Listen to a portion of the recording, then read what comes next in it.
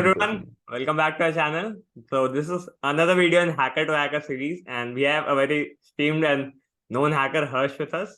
Harsh is a highly experienced and skilled security engineer. You would have seen him on Twitter. If not, maybe you should.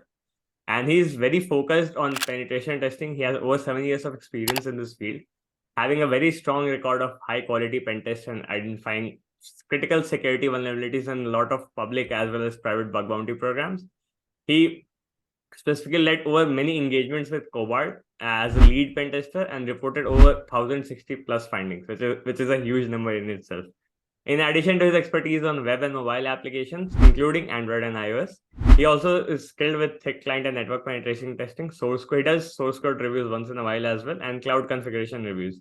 He has authored multiple books on ethical hacking, participated in bug bounties, as well as he's in the top 150 researchers on BugCrowd. So BugCrowd you might know as a very popular platform. I'll add all his profile links in the description so you can check him out as well.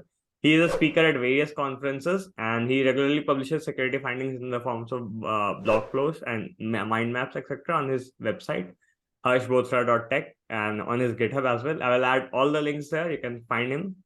And you can access various variety of resources related to his work on resources.harshbothra.tech. That's a brief intro, and I like to talk to Harsh about his introduction. So Harsh, how are you? I'm good, Asim. How are you doing? Oh, I'm good. So why don't you, like, I gave you a short intro about it, but I would like to know from you how do you get started into cybersecurity and what is your journey like? Yeah, first of all, thanks for giving up a great intro. I guess you covered almost everything. Journey is quite simple. Like everybody, I was curious back. I was in my school days, so I always had this connection with the computers. I used to explore around it. I guess I got my internet connection first when I was in my ninth standard. So like out of curiosity, I used to play a lot of games, Call of Duty to be very specific at that time. Then yeah, I was stuck in one of the mission, like I was not able to complete it. Everybody, the guys will kill me, and I was like very frustrated. So I just searched like how you can do this thing, and that's where I came across a word called mods. Okay, so I was like, mods would be something like, somebody's created a cheat sheet or kind of a plug and play kind of thing. You will plug it, you will be able to do it. The curiosity hit in, because officially you should not be allowed to do it, but you are still able to do it. So basically you're modifying something, as the name suggests, like mod, right? So that's where again I got introduced to the term hacking back in 2011. I was already curious in computers, and then I started reading over the term hacking. And a fun fact, when I first because I was a Hindi medium student back then till my 8th standard. I just switched to English medium in ninth, so I didn't know a lot of English terms back then. So I just simply searched like, what does hacking mean in Hindi? Okay, and the first result back then in 2011, Google result was horse riding. I was like, dude, what? And So how does that even come into picture? yeah, exactly. So I guess this was due to, like, back then there was a very little to no reference about these things. And yeah, so then I started, the first thing that I struggled badly was lack of resources. Okay, so I started searching, and I opened a couple of website, and that time, like, this InfoSec Buzz, or like InnoBuzz, and a lot of training companies were there This is who used back to in teach. 2011, right? 2011, yeah, correct. So these were the companies that will use to teach you, and then they'll call you, say that that's 30,000 course amount and stuff like that. I fall prey of that as well. To be honest, I won't deny it. And then I did one course, and that was shit. I sent an empty report, and they cleared my exam. So you can imagine, right? So yeah, that's where, like, I got to know that, okay, there is a lot of scope in this industry. There is a lot of lack of research in this industry, because especially in India, like, I won't say lack of research, but lack of awareness basically That's in true. India. And that's where I started, like, learning from whatsoever resource I will find on the internet. I'll I used to show cool tricks to my friend by those VB scripts, and then like think like I'm a hacker. But Starting 2013, in early 2013, I started into web pen testing. I learned a bit of networking, then I started into web pen testing, and then I like not pen testing, I would say, but mostly into like learning what are the cross-site scripting, what is the SQL injection back then. So I guess in 2013, WASP released their new list of vulnerabilities as well. So Mm. that was quite intriguing. So that's where I first heard of WASP. And then yeah, the journey continued, and in year 2015, I remember it was my 12th board exam, I guess back then. So I started writing a book on hacking because I felt like I didn't had the resources. There will be a lot of new beginners who will hear about this term hacking, and then they'll also face something same, and then there will be companies who will scam them with 30, 40, 50,000 rupees. So I tied up with the publisher, and then I compiled a pocket book, basically. That's something that goes over the whole CH kind of course, like covering every fundamental things. I won't say it's a very in-depth book. It's a very very basic book, just talking about various terms and terminologies and concepts around hacking. And then What's the book name? again this What is the book name?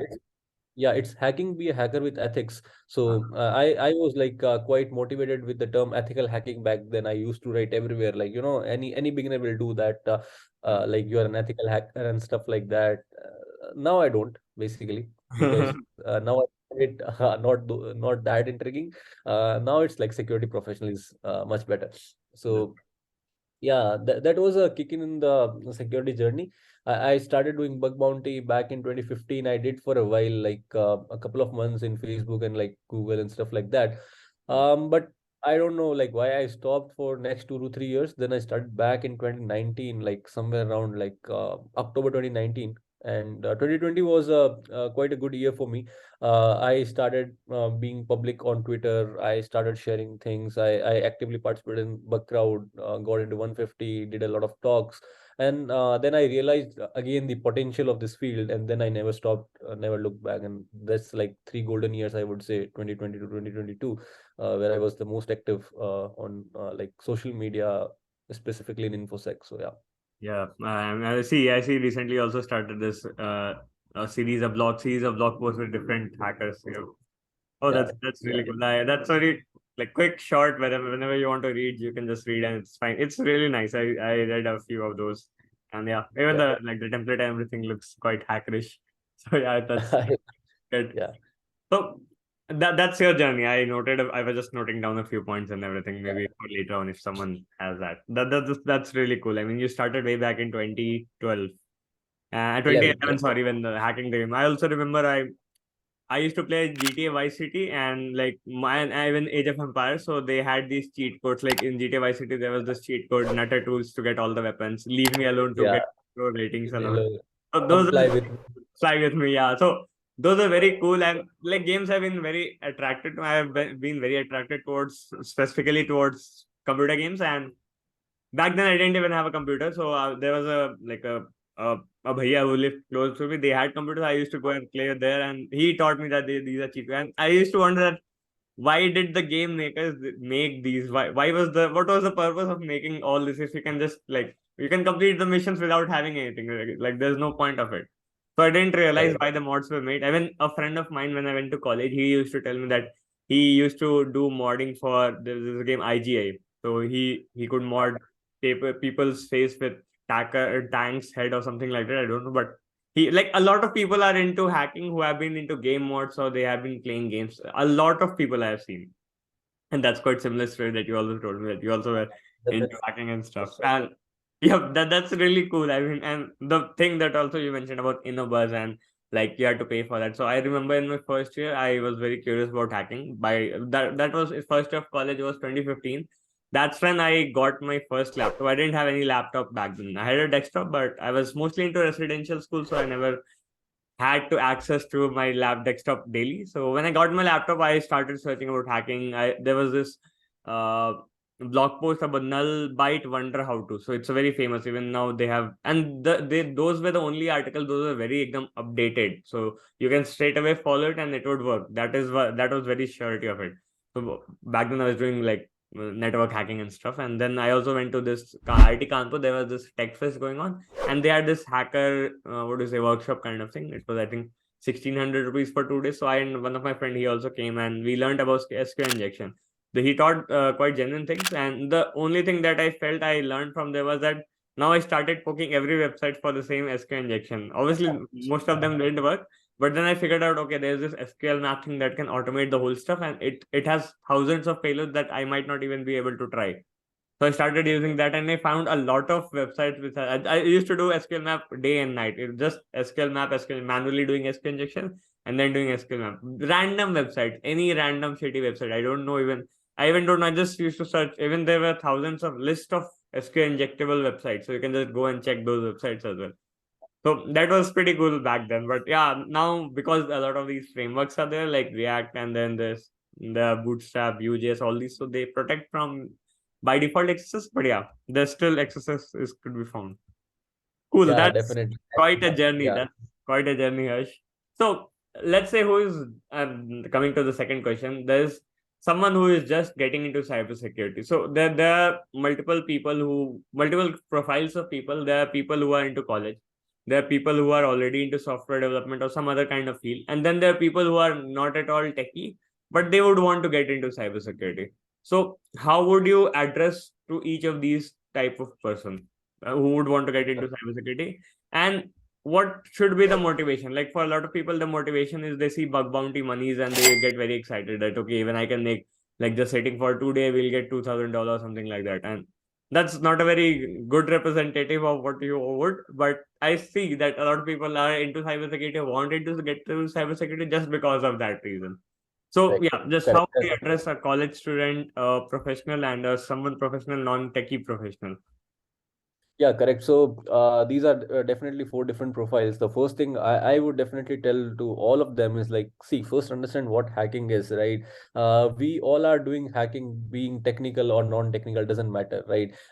Let's say you are finding a shortcut to a road trip, basically. You are hacking your travel, basically, right?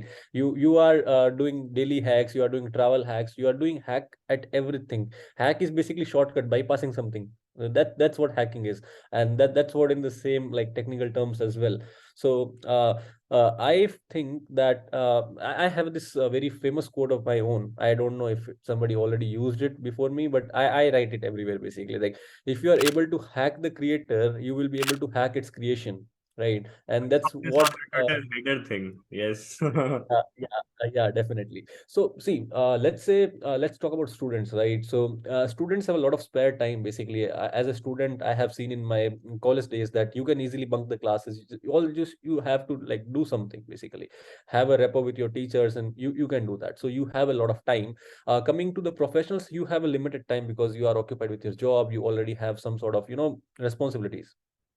Again, if you are a non-tech professional, you are into totally different journey altogether. So the first thing, as a student, you have a lot of time. Okay, so even if you are a BCom student, if you are a BTech student, or even if you are a college student or a school student, doesn't matter at all. See, hacking is a mindset, basically, I would say.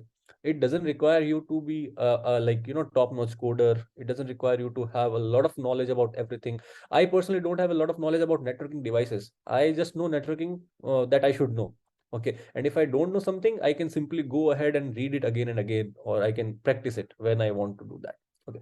And that stands same for the IT professional or tech professionals or a non-tech professional, right? So a non-tech professional student are on the same position because they both are new to the security, new to the technology, because they will either start studying it or just started studying it. Okay. And the only difference is like the non-IT professional might have less time compared to a student. Right.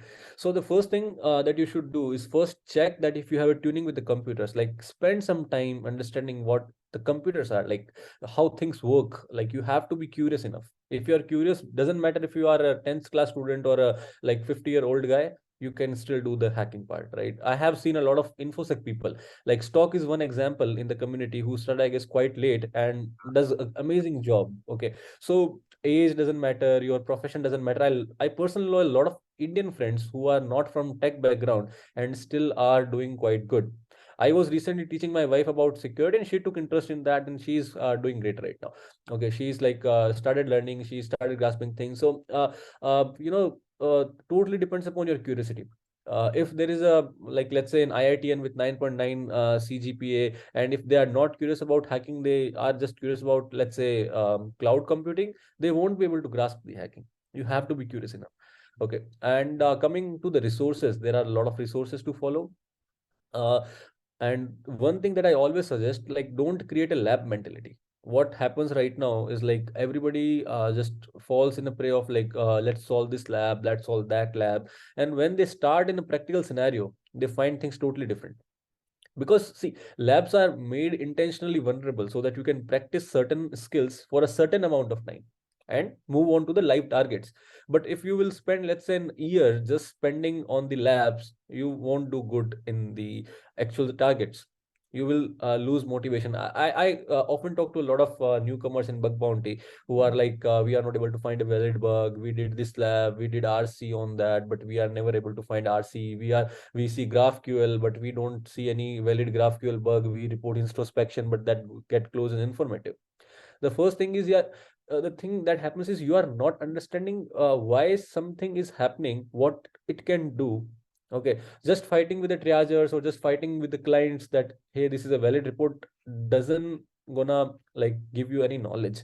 First, you should know the basics. Okay, so for example, if I am reporting something, I should know what is the impact. Cross-site scripting, if let's say it's a reflected cross-site scripting, it is not necessary that it's always gonna be a medium issue.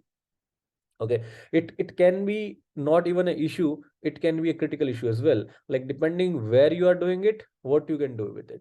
So giving a simple example, for example, I am an unauthenticated attacker. Okay, and I can send a cross-site scripting a link, for example, a vulnerable endpoint to an admin user, and I can steal the admin's cookie, perform a session hijacking. Okay, it's a high or critical issue, depends, right? Mm. So yeah, yeah, on the same time, let's say if there is a SQL injection we are talking about, and all I can do is just detect there is a SQL injection, it's not going to be critical. You are just detecting it, you are not exploiting it, basically, right? So that depends, basically. So you have to be instead of arguing, just see what the application is, what their business logic are, what your attack basically can do it. One common thing that I always see an argument is on IDORs. Okay, so as soon as somebody is able to, let's say, read somebody else data, they are like, it's a critical issue, PII disclosure, blah blah blah. Okay, so basically the PII term is like personally identifiable information. For a certain companies, even email address is a PII, and for a certain companies, email address is not a PII. Depends where you are looking at it. Okay, so for example, if I were to find a PII in a Gmail, emails, I won't say it's a PII. The reason being that you are able to already see the emails, like, of the users. You can enumerate it, but at the same time, it's a credit card information. It's a PII for all the application. Doesn't matter, like, which application you are targeting or talking about. So know about your impact, like how you can affect the application, and then try to use your intelligence to assess the severity. So yeah, that is one thing that often beginner do. But coming back to the question again, like, how would you address on those three different audiences? Like, uh, definitely the first and the foremost thing is always going to be, create a good mindset and have a curiosity. And after that, just follow one sort of resources. Like, don't go like, Asim is doing good, let's follow always Asim. Harsh is doing good, let's always follow Harsh. Do your due diligence. Okay, Harsh might be bad in a certain things. Okay, somebody else might be good in certain things. So do your due diligence, and like, follow a resource which you find easy to understand and in depth. Yeah, so that will always save your time. You will, and don't fall a prey of, like, bookmarking things. I have like 10,000 plus bookmark in my browser right now, and I haven't never opened them, to be honest. I just bookmark and never open them. So don't do this. So true. That's so true. Like, Don't do we're this. a collector of information, but we never process Yeah, those. correct. That's true. Correct. So, Yeah. like, recently I started using this self-hosted bookmark thing, LinkedIn, and I have a bookmark read later, and there are hundreds of there which are in the read later, and that never got converted. I'm trying to get it, but either you read it at that moment or you never read it. That's what has happened Correct. with me.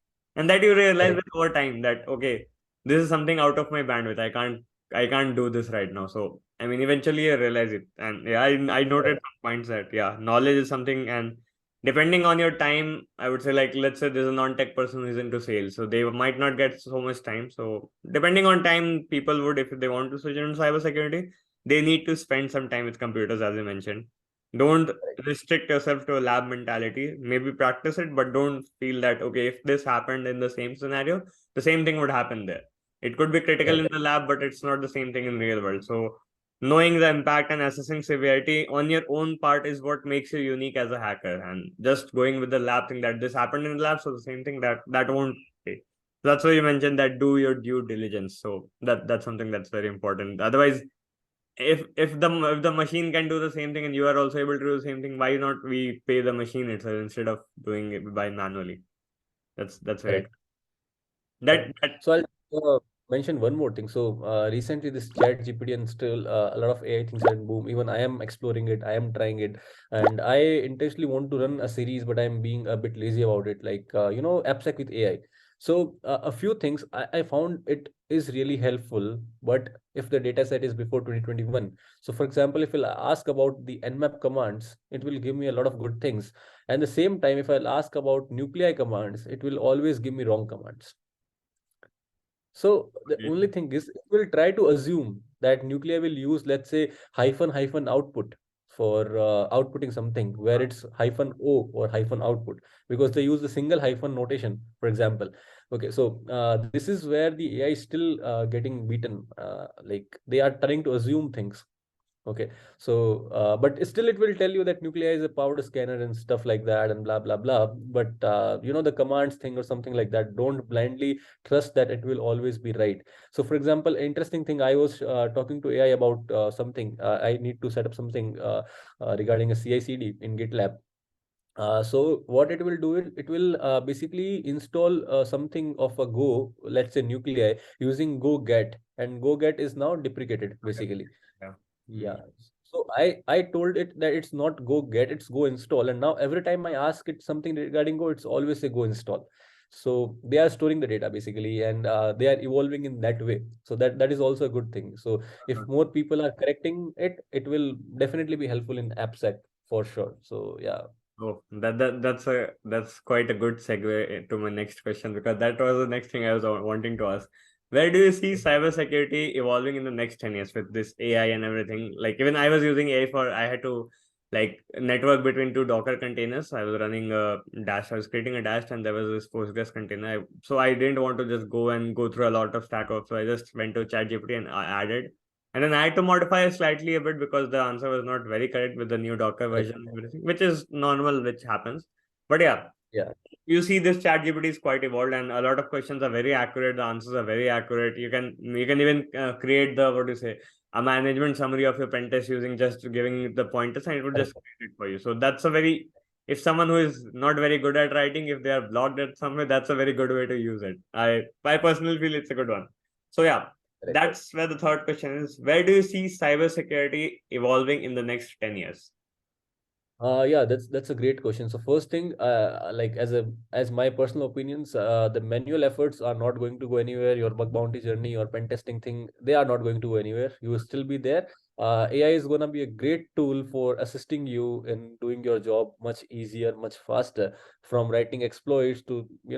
So one thing I would definitely like to see, if AI start to catch things in real time. So for example, if I ask it about a new tool, let's say the Project Discovery will launch in, let's say, 2024, and it will eventually go and automatically, first quickly, it might take a little bit time, but it will quickly go check the tool itself, maybe experiment something by its own in the back end, and then give me results. I would be quite intrigued with that part.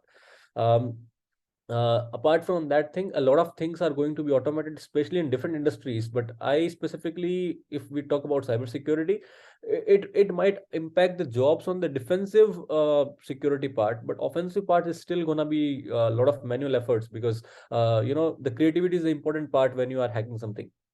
Okay. And if you give it a source code, okay, it will find you bugs, for example. But if you are doing a black box, which most of the bug bounty hunters or the pen tester do, that black box or gray box engagement, it is still limited. First, it won't allow you to check for offensive things. Let's say there will be an AI in future which will allow you to do that as well. But again, that will be more of an automated scanner, I would say, like what the people are doing. It will first with the different payloads, it will do something like that, but observing that behavior, replicating something, bypassing something, it's still going to be manual effort. So in a nutshell, in my opinion, it's going to be highly assisting the pen testers, bug bounty hunters, or security people in their day-to-day job, like running commands or something like that. You need not to Google something like how to bypass SL pinning in Flutter. You just ask it, or That's you just give a piece of code to it, that how to bypass it, basically, right? Those things are going to be very easy going forward, and we will see a lot of in a boom by 2024. I assume that AI powered scanner, this is something that we are going to see a lot by 2024 or 2025. A lot of companies, new startup are going to say that this is AI powered offensive security scanner, and I am curious to try them. I've seen a few scams running like that as well. That this is AI powered, and eventually someone is doing manually in the backend. That's I don't know what that's going, but yeah, I feel. I mean, like the way you suggested, like right now it's just consuming textual data and getting things done. But again, let's say they train the AI to now start consuming the YouTube videos or something like that, then that would be a great power because YouTube videos and tutorials, these are very like new kind of thing. But then again, I feel that maybe later on people would start creating anti-AI kind of thing, like deliberately teaching them wrong stuff so that the AI doesn't perform very well. Then the next thing would come is like they would start tagging people who are actually creating right resources. Maybe ABC Correct. is creating right, then BCY, let's say they are not very accurate, because you can see on YouTube and tutorials, like there are some tutorials which are not very accurate, there are partial tutorials, things like that, and then there are tutorials which are very accurate, which are currently actually valid tutorials. Like the thing you mentioned, that go get thing, that was a past thing, that's not working right now. So then that maybe AIs would need to classify data which are accurate, which are not accurate. That would itself be a big job. So yeah, Correct. that's something that I also feel like AI and all these AI assisted scanners, power, these things would be like something we would see, and that would be quite interesting to see how those get evolved, because pen testing is mostly manual effort. There are a lot of intrigue. Like I think white code, or let's say white box testing, the code source code reviews, that would be very strong with AI, because even SemGrep and all these are doing static analysis and correlating stuff. But with AI, I think that would be very strong. Maybe a lot of companies would want to get those things, but still there could be like configuration issues, or maybe Nginx configuration or caching issues that would skip the source code part. So there, those things would still need to be done manually itself.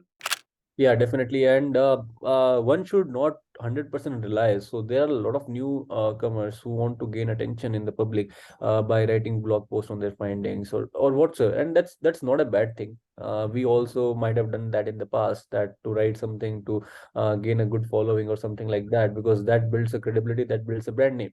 But this at the same time, this is an industry where people will start mocking you for a little mistake as well, and you will eventually will get demotivated, and it happens. You should not care about that. But even if you're using chat gpt or any tool or any source, always do a due diligence, that if it is saying something about a particular command or something like that, is it correct? Are you trying it yourself?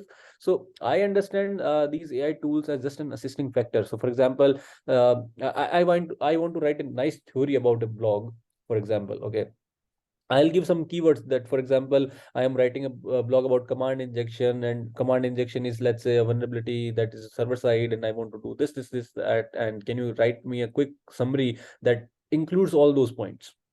This is how I will use it, Yeah, basically. yeah, that's But if you are- yeah, if you are simply using it to say that write a command injection blog, including a summary, how to find command injection resources and blah blah blah, it will give you a lot of false positives. that's true. That's true. I mean, that's what makes you a unique hacker. Otherwise, everyone could do the Yeah, same. What yeah, makes correct. That's 100% correct. Yeah. Oh, cool, cool. That's really cool. So yeah, coming to one kind of informal question. Any hobbies, things you love to do apart from your work? Yeah, I am into a lot of things. So I love to write content basically. I'm still not getting that motivation like you seem to be on the videos, but I'm still trying to do through different blogs. And recently I've started running a series called Security Stories. Hmm. So initially the idea was to interview 365 hackers on 365 days. This idea came when I was driving. So this was like a crazy idea initially, but then I got occupied to a lot of other things. So I thought I won't be able to commit it, and I don't want to stop a series in between. So we switched it basically to 52 weeks, 52 stories. And every week we are targeting hackers from different continents, basically, not just India, because I'm like not being biased to Indian hackers or something like that. Everybody deserves a voice, but in my experience, in my opinion, I'm trying to bring those skilled hackers who can, motivate others, basically. Uh, So, for example, there are a lot of less known hackers but doing very well. There are a lot of known hackers. Like recently, I interviewed Luke. He's like a known hacker, non-content creator from he worked at Bugcrowd and now runs his own company. So the idea behind this is to first give a beginner some motivation, and second, bring forward the story, and third thing, as you mentioned previously, that you sometimes go and read it. So let's say if somebody is feeling a dip in motivation, they can simply go and read from people's experience. So, for example, I introduced a question like, how do you cope up with the burnouts? And now everybody has a different way of coping up with the burnout. So, in that thing, everybody are like, it's a go-to resource, like how to burn out with the cope up with the burnouts, basically. that's true. So if you want to That check, is good. by the end of this year, there will be 52 different people talking about how to cope up with the burnout. So if you see this in long-term scenario, it's going to be like, what are the different tools that you use? Okay, so this will help the beginners, also the companies. For example, I'm a startup willing to launch a new tool. Now I am seeing that a lot of people are using only burp suit as a common thing. Mm. Kaido is launching their own web-based proxy kind of thing. I can also do something like same, but it's since a big thing. But let's say everybody is using, let's say, nuclei or subdomain enumeration kind of thing. So somebody might be interested in being competitive to nuclei, so that both the tools can do great or something like that. So again, there are different things. How you get started, a lot of people can go and see like from 52 different people, and maybe find some common or some different insights. Like everybody is saying that do self study. It means that self study is important, because 52 people are saying this thing, right? It gives a weightage, basically. So yeah, Yeah, you get that it. was the idea. Because earlier it was Yeah, very difficult to talk to people who are like very famous, or maybe you're not approachable to them, or they are not approachable to you. That's yeah. I remember I correct, think I read Sumit's or someone's "How do you cope out with burnout," and he mentioned that I don't get burnout because I spend time with family and everything. So that's very yeah, important, that you spend time with where you get your refreshing energy. So that's correct, important. Yep. correct. You mentioned that you drive also. Do you love driving, or is it just casually? Yeah, so yeah, so last year I got my car, and I thought like I was like being very hesitant about driving. One night we just started like after getting the car, like after 7 8 days, and then like in the next 2 months we drove like around 8,000 kilometers. So Oh that was man, crazy. 8,000 kilometers. That's Yeah, good. yeah, it's been like almost 6 months I have the car, and I already like have it's like 13,000 kilometers driven already. So That's huge. Almost 2,000 kilometers every month. That's month, yeah. So in the first 2 months, I got my car serviced in the first month twice.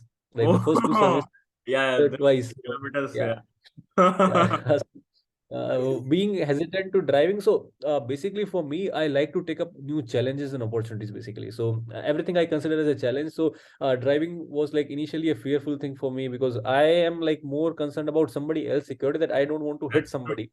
Okay. That's very Yeah. same to me. So I drive bike a lot, and like my friend they say that you can easily drive bike. Why are you hesitant towards bike? So a car. So I am very hesitant that I might hit someone else. So that was the main Yeah. fear I had.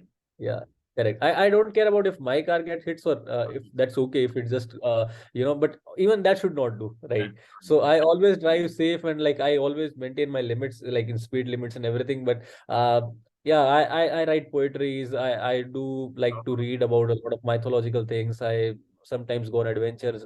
Binge watch a lot of things. That's one of my favorite thing. And sometimes even when I'm working, I have my Netflix or something going on, just to keep on like not getting burned out, basically, I would say. Because at HackerOne, when you see a lot of reports, sometimes you are like, dude, this is not an issue, or sometimes, dude, this is not a report, like at least give me information to reproduce it, Oh, right? So yeah, this happens a lot. So How's that journey for you? How's the HackerOne journey? Like, just curious about the life on the other side, as a like a triager or the on the bug bounty platform. How does that work for you? Yeah, so that's one of the amazing thing that I have ever encountered. The process on the back end is so streamlined. I can't, I guess, go in much details about it, but yeah, I can tell you that the process is very streamlined. Like how we detect the duplicates from how we triage the things. It's not like a lot of people might be complaining, being frustrated that we didn't had a look or something like that. No, if we miss your report SLA, our managers are gonna come to us and say that you are missing the SLAs, basically. Not in a bad word, in a bad manner, but like we have those specific reminders for the SLAs, basically. Our performance, everything is calculated that how inclined we are with handling the reports, basically. Okay. So yeah. So anyone listening to this, make sure Harsh gets a report on HackerOne. If not, he would be listening Yeah. to his manager. So don't worry. There are people who are looking, because a lot of bug Yeah. bounties, they complain that sir on HackerOne or on Bugcrowd as well, that the triagers are not looking and all. But I also assume that since these are very big platform, they would have SLAs and everything in place. That's not the case. That Specifically, if somebody is not looking at it, that could be the personal issue, the person's issue, basically, instead of the platform issue, I would say. So, for example, like whenever somebody comments on our report, it comes back to our queue, and we do check it. So we have even an SLA, for example, let's say a certain amount of time within which we have to clear those reports that have came back to us, basically. oh, Okay, so if we are not taking an action on it, it goes out of our SLA and then it impacts our performance, basically. that's It not like so. Let's say weekend. Some people work on even weekend. I would say a lot of people might not know, but we have a different teams, like a fully week team and weekend team. okay. And so yeah, so the weekend people, like they work on Saturday, Sunday, and then take 2 days off in the different, like let's say on Monday, Tuesday, or like something like that. So there are a lot of programs with different SLAs. Those things the hackers might not know directly, but we work like very hard to, because we also like to keep our queues zero. That's true. That's true. I mean, have a peace of mind that the queue, that, Yeah, and you are gonna see a lot of good changes in coming on the HackerOne platform super soon. Like a lot of fast experience, and we are working like deliberately to make the experience as fast as we can do. But yeah, the constructive feedback is always appreciated. We do regularly monitor the Twitter, like the people do, basically the community team, and our CEO is a very great guy. Even if somebody posts like I got a bounty from HackerOne, or a kind of a post where like their life got changed because of HackerOne, he picks it up, he posts it in our channels. That shows that how your CEO is basically trying to be active between the hackers and trying to be communicative with them, and that's a really great thing, I would say, as a CEO. Like you are finding that time, basically, to and I guess he also occasionally go and like comment on their tweets. yeah, I think And I've, as a CEO, I've seen. Yeah, yeah. I yeah, agree. yeah, because I got a chance to talk to him twice, basically, during my tenure so far, and he's really a great guy, to be honest. Like, How long has uh, it been for you at HackerOne? Is it a year? I would say no, less than a year, but more than 6 months, kind of thing. So it's, yeah, it's quite a interesting journey. Enjoying So it? yeah, enjoying it. Basically, the job is quite good. It's like permanent work from home. So yeah, That's a big one. That's a big one. Permanent work from. I yeah, envy. and it's 4.5 days, basically. So Oh man, please yeah. stop making me more jealous of this. No, Already. no, we will probably reach out to you if we have more openings in future. Oh yeah, I think yeah. Farah reached out about Buckroad sometime back, and then yeah, I remember, yeah, that time also she also mentioned that they have permanent work from and everything. Yeah, that's really cool. And Okay. you see a lot of reports and you get to know, okay, these are the ways people are hacking and everything. So you also get a lot of new ideas around it. That's really awesome. I really enjoy those. Even reading the reports are very interesting. I was reading about GitHub report recently, so yeah, that's really cool. Cool. Yeah. Anything you would want to share? I mean, it's just an open question. I just had all my questions sorted. I think a lot of people would really enjoy this interview, but anything that you Yeah. would want to share with the community, maybe anything, it could be anything. So, like, definitely we will learn a lot from your experience. Second thing, like, to all the beginners or the professionals, like, if you have those skills, if you have something unique that you should know, like, share with the community. Don't be afraid that somebody will steal your stuff. Okay. I tell people my strategies straight away. I don't care if somebody's gonna reuse it or if they're gonna steal it or tell the world that it's their strategy. That's okay. Like we didn't create something of our own. My strategies are something from the public derived things only. It's just like I have derived them in my own way. And yeah, engage with the community. If you have any ideas that we can work on, if you have any collaboration ideas, like apart from bug bounty, regarding, let's say, content creation or running some series or something like that, definitely do reach out to me or anybody who you are interested working in with, I guess, and they will be more than happy to work with you. So yeah, that's all I would like to say. And don't get demotivated, take enough breaks in between. And yeah, you are doing what you are doing already, and you are doing it quite good, I would say. So yeah, happy hacking, everyone. I was sorry, I had to interrupt this one thing. A lot of people have been asking me, so I just wanted to clarify. Do you use any super secret, any new kind of tool that other people are not using, or are you using the same Nmap, nuclei, all these things? No, I keep my methodology very clean, to be honest. Like I don't have any super tools. Otherwise, you would have seen me the next $1 million hacker on either HackerOne or Bugcrowd or any other platform. See, I am in a job. I do bug bounties. I actually don't do bug bounty, I would say. I do pen testing, mostly freelance pen testing with different platforms. But I have stopped doing bug bounty, and I nowhere mention anymore that I am a bug bounty hunter. I used to do it, but now I'm more of like into pen testing, and because my personal preference is to have a stable income, so pen testing gives you that stable income. So that is one thing. And yeah, bug bounty can be frustrating sometimes. It is rewarding, but again, you have to deal with it. Like if you're not getting a valid thing, so there is no super secret tool, no super secret methodologies. Whatever I find, try to give it back to the community. So yeah, nothing That's super secret. Yeah, I've talked to so many people, and those are so like amazing hackers. And people, Yeah, because someone who's very new, they feel that they would have something that they don't have, maybe a new word list, a new list of subdomains. But I talked to so many people, and they are very awesome hackers. They are very good at Bugcrowd, HackerOne, wherever they are hacking, and no one has ever told me that they had this super secret list or something. They are using the very common tools, the very common list. It's just that they are very persistent. They are doing it continuously. They're tweaking their correct. methodology, but reading new things. So basically, it's like what AI is doing. They are getting input from you, and then they're modifying the algorithm. The same thing they are doing. So you just need That's to be correct. consistent. People get demotivated when they don't find anything, and then they feel like, okay, this he might have something special. He might have something. He might have his own tool. But the basics are the same. You need to find subdomains. You need to enumerate the ports. You need to find dashboard. You need to brute force all those things. So it's the same thing, and Correct. that's what I've been trying to Correct. convey people through these hacker-to-hacker interviews and other kind of Yeah, places.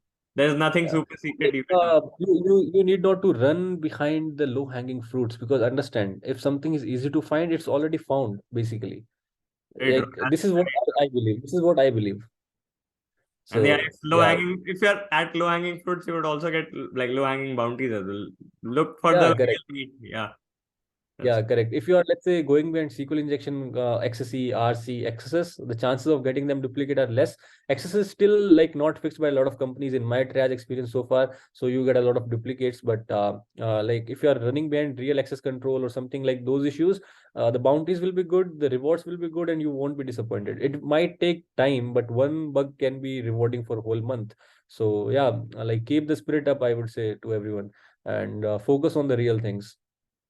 Thanks a lot, Harsh. Thanks for taking your time out for this. And I know you are contributing a lot to the community, so this is again a good effort around it. Thanks a lot. Uh, See you. Thanks, Asim.